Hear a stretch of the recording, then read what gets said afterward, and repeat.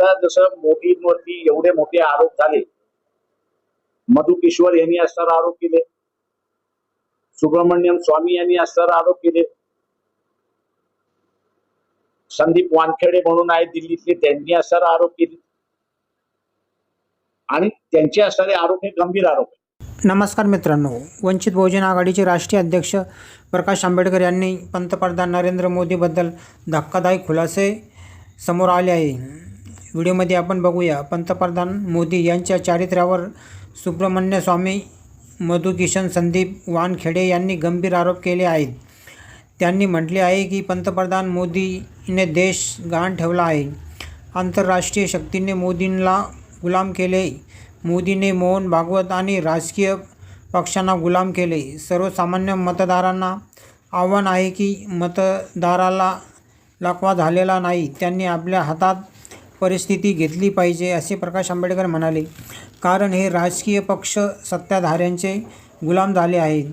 लोक लढ्यातून आपले प्रश्न सोडवण्यासाठी पुढे आले पाहिजे.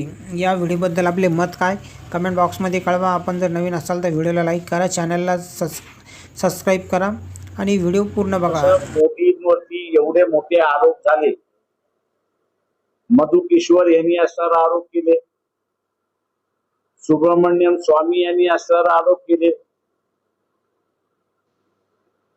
संदीप वानखेडे म्हणून आहेत दिल्लीतले, त्यांनी असताना आरोप केले आणि त्यांचे असणारे आरोप हे गंभीर आरोप आहेत. त्यांच्या आरोपावरनं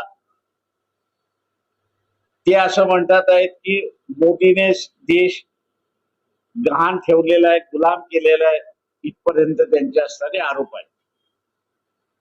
सामान्य माणसाला माझं असणारं आव्हान आहे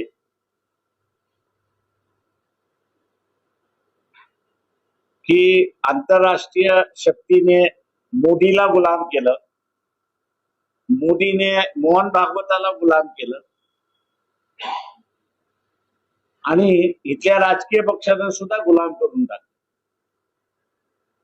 म्हणजे एका प्रकारचं राजकीय पक्ष यांना पॅरालिसिस झालंय असं त्या ठिकाणी दिसतंय. माझं मतदारांना आव्हान आहे की अजून सामान्य मतदाराला पॅरालिसिस झालेला नाही. त्यांनी परिस्थिती आपल्या स्वतःच्या ताब्यामध्ये त्या ठिकाणी घेतली पाहिजे. राजकीय पक्ष आमच्याशिवाय दुसरं कोणीच तुम्हाला वाचवायला येणार नाही. हे सगळे आता असताना सत्ताधाऱ्यांचे गुलाम झालेत अशी असणारी परिस्थिती आहे. तेव्हा लोकांनीच लढून